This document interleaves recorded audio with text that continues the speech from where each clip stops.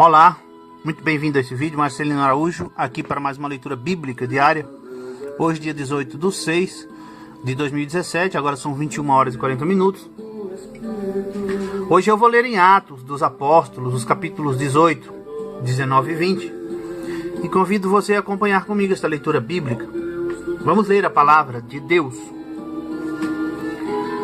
E depois disto partiu Paulo de Atenas e chegou a Corinto. E achando um certo judeu por nome Áquila, natural do Ponto, que havia pouco tinha vindo da Itália, e Priscila, sua mulher, pois Cláudio tinha mandado que todos os judeus saíssem de Roma, ajuntou-se com eles. E como era do mesmo ofício, ficou com eles e trabalhava, pois tinham por ofício fazer tendas. E todos os sábados disputava na sinagoga e convencia judeus e gregos. E quando Silas e Timóteo desceram da Macedônia, foi Paulo, impulsionado no Espírito, testificando aos judeus que Jesus era o Cristo.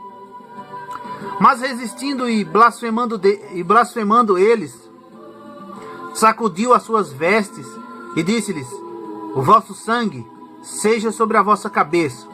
Eu estou limpo, e desde agora parto para os gentios. E saindo dali, entrou em casa de um homem chamado Justo, que servia a Deus, cuja casa estava junto da sinagoga.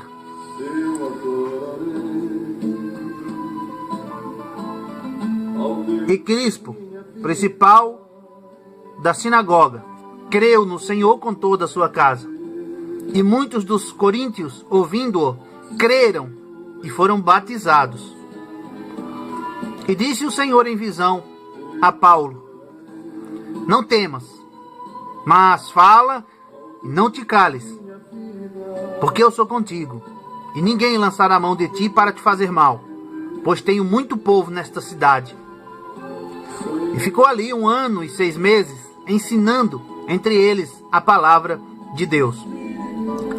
Mas sendo Gálio procônsul da Acaia, levantaram-se os judeus concordemente contra Paulo e o levaram ao tribunal, dizendo: este persuade os homens a servir a Deus contra a lei. E querendo Paulo abrir a boca, disse Gálio aos judeus: se houvesse, ó judeus, algum agravo ou crime enorme, com razão vos sofreria.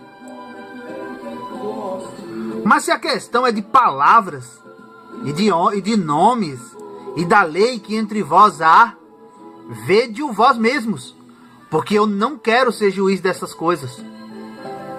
E expulsou-os do tribunal. Então todos os gregos agarraram Sóstenes, principal da sinagoga, e o feriram diante do tribunal. E a Gálio nada destas coisas o incomodava. E Paulo, ficando ainda ali muitos dias, despediu-se dos irmãos, e dali navegou para a Síria, e com ele Priscila e Áquila, tendo rapado a cabeça em Cencreia, porque tinha voto. E chegou a Éfeso, e deixou-os ali. Mas ele, entrando na sinagoga, disputava com os judeus. E rogando-lhe eles que ficasse por mais algum tempo, não conveio nisso. Antes se despediu deles, dizendo: é-me de todo preciso celebrar a solenidade que vem em Jerusalém. Mas querendo Deus, outra vez voltarei a vós. E partiu de Éfeso. E chegando a Cesareia, subiu a Jerusalém. E saudando a igreja, desceu a Antioquia. E estando ali algum tempo, partiu, passando sucessivamente pela província da Galácia e da Frígia, confirmando a todos os discípulos. E chegou a Éfeso um certo judeu chamado Apolo, natural de Alexandria, homem eloquente e poderoso nas Escrituras. Este era instruído no caminho do Senhor, e fervoroso de espírito, falava e ensinava diligentemente as coisas do Senhor, conhecendo somente o batismo de João.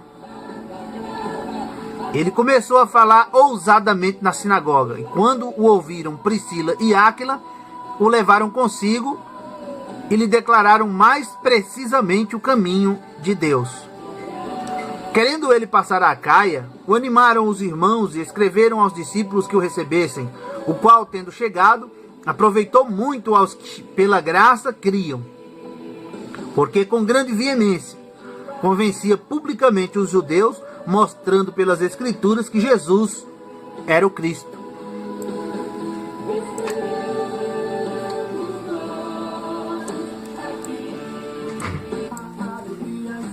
E sucedeu que, enquanto Apolo estava em Corinto, Paulo, tendo passado por todas as regiões superiores, chegou a Éfeso, e achando ali alguns discípulos, disse-lhes: recebestes vós já o Espírito Santo quando crestes? E eles disseram-lhe: nós nem ainda ouvimos que haja Espírito Santo. Perguntou-lhes então: em que sois batizados então? E eles disseram: no batismo de João. Mas Paulo disse: certamente João batizou com o batismo do arrependimento, dizendo ao povo que cresce no que após ele havia de vir, isto é, em Jesus Cristo. E os que ouviram foram batizados em nome do Senhor Jesus. E impondo-lhes Paulo as mãos, veio sobre eles o Espírito Santo, e falavam línguas e profetizavam. E estes eram ao todo uns 12.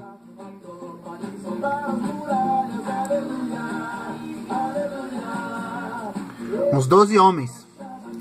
E entrando na sinagoga, falou ousadamente por espaço de 3 meses, disputando e persuadindo-os acerca do reino de Deus. Mas como alguns deles se endurecessem, não obedecessem, falando mal do caminho, perante a multidão, retirou-se deles e separou os discípulos, disputando todos os dias na escola de um certo tirano.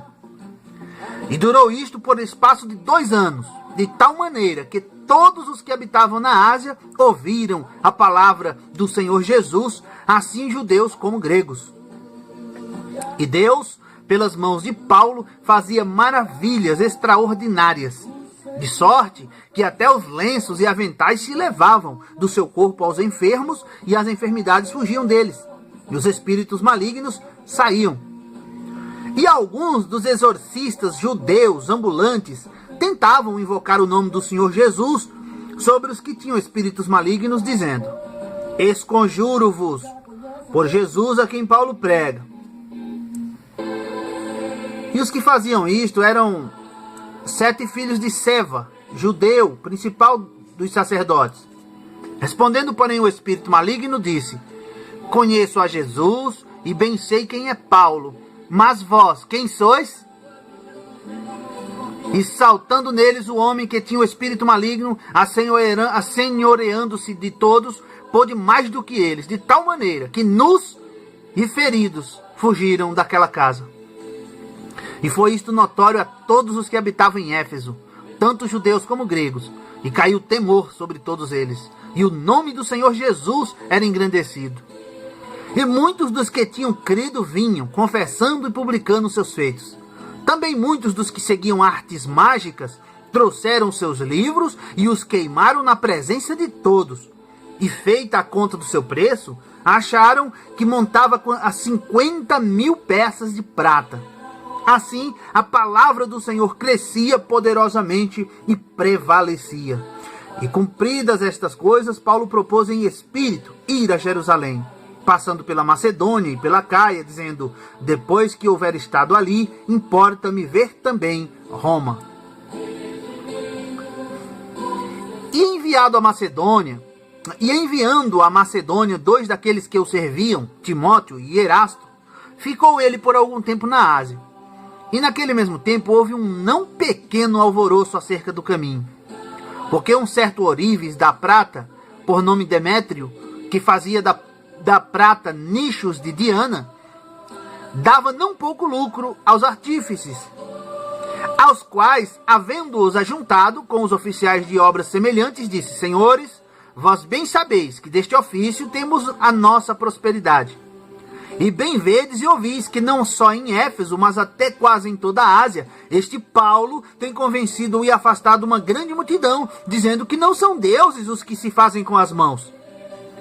E não somente há o perigo de que a nossa profissão caia em descrédito, mas também de que o próprio templo da grande deusa Diana seja estimado em nada, vindo a ser destruída a majestade daquela que toda a Ásia e o mundo veneram.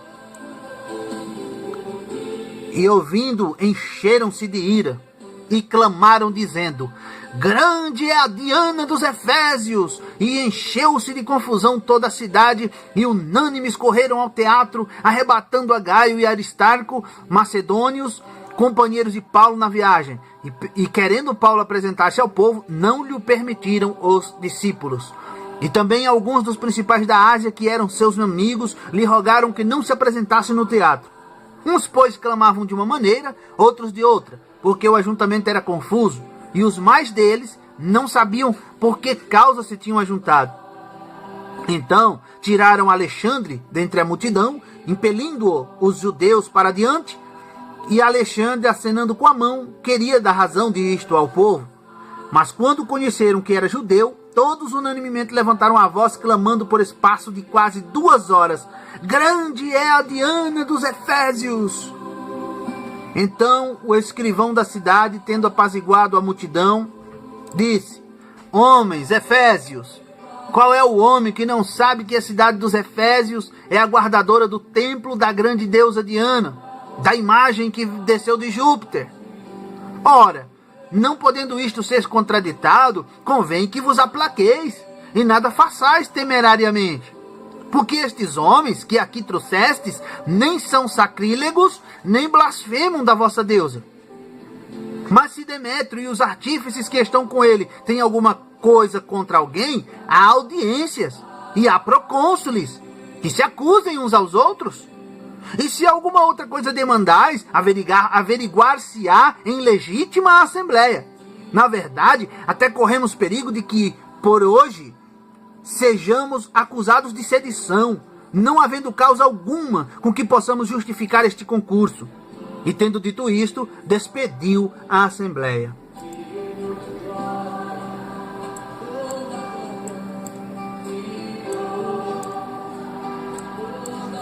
E depois que cessou o alvoroço, Paulo chamou a si os discípulos e, abraçando-os, saiu para a Macedônia. E havendo andado por aquelas terras, exortando-os com muitas palavras, veio à Grécia. E passando ali 3 meses, e sendo-lhe pelos judeus postas ciladas, como tivesse de navegar para a Síria, determinou voltar pela Macedônia.